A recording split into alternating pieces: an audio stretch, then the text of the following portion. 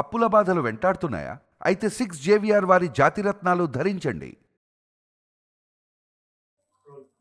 Welcome back to మనం TV. నేను మీ అశ్విని.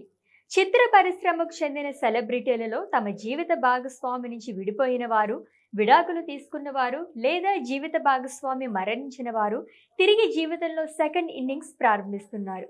అలా సెకండ్ ఇన్నింగ్స్ స్టార్ట్ చేయాలనే ఆలోచనలో ఒకప్పటి స్టార్ హీరోయిన్ మీనా ఉన్నట్లు ఇండస్ట్రీ టాక్ వినిపిస్తోంది. బాలనటిగా చిత్ర పరిశ్రమలో అడుగుపెట్టిన మీనా ఆ తర్వాత హీరోయిన్గా దక్షిణాదిలోని అందరి అగ్రనటుల సరసన నటించి ఒక స్టార్గా నిలిచింది. ఆ తర్వాత ఒక సాఫ్ట్వేర్ ఎంప్లాయీని పెళ్లి చేసుకుని సినిమాలకు కొంచెం దూరమైంది.